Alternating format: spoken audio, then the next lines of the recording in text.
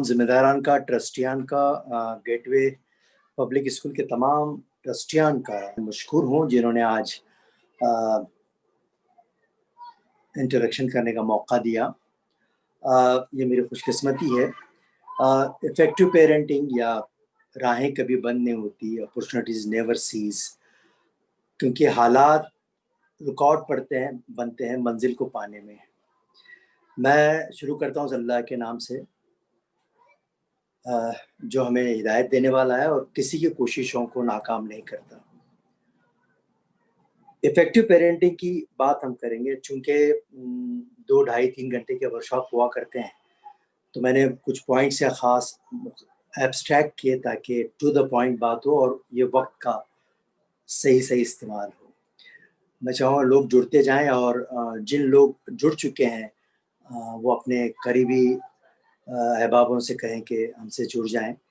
हम कोशिश करेंगे कि हम एक अच्छे पेरेंट्स, तालीम और तरबियत का जो मामला बरसों से है, सिर्फ तालीम भी अहमियत की नहीं और सिर्फ तरबियत भी कुछ काम की नहीं, दोनों का कॉम्बिनेशन कैसा हो। और ये ख्याल रहे कि बच्चों की तरबियत यकीन जानिए ये एक फुल टाइम जॉब है। जैसा एक जॉब 8 घंटों की होती है, लेकिन ये फुल टाइम जॉब भी 8 घंटों का होता है बाहर, लेकिन ये फुल टाइम जॉब वो जॉब नहीं है। इसमें टाइम की कोई कैद नहीं है।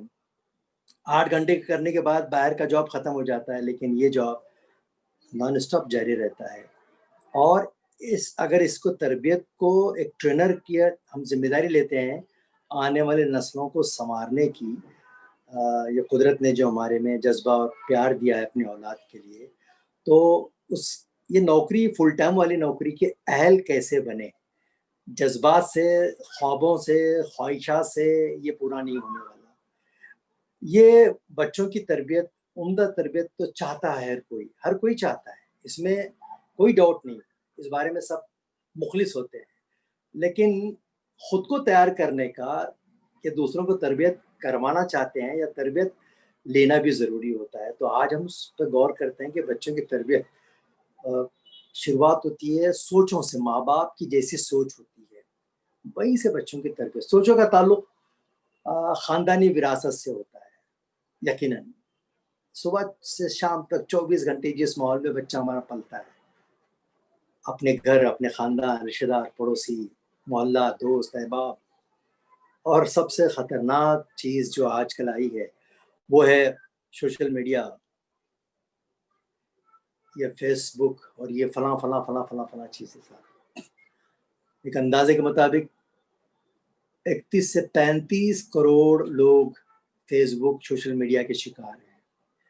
और इस दौर में, इन हालात में कैसे हम हमारी विरासत, हमारी तहज़ीब, हमारा तमद्दुन, हमारा कल्चर, हमारे मज़हब को बरकरार रखते हुए हालात में कैसी राह अख्तियार करें। याद रखें, उम्दा तरबियत से बेहतर औलाद के लिए कोई तोहफ़ा नहीं है।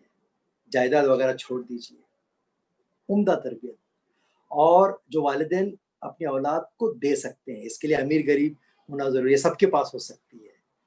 और मोहब्बत इसकी बुनियाद होती है। और मोहब्बत के लिहाज से हर बाप हज़रत याकूब अलैहिस्सलाम, और हुस्न के लिहाज से हर बेटा हज़रत यूसुफ अलैहिस्सलाम के मानिंद होता है। अल्लाह ने वैसी जज्बे।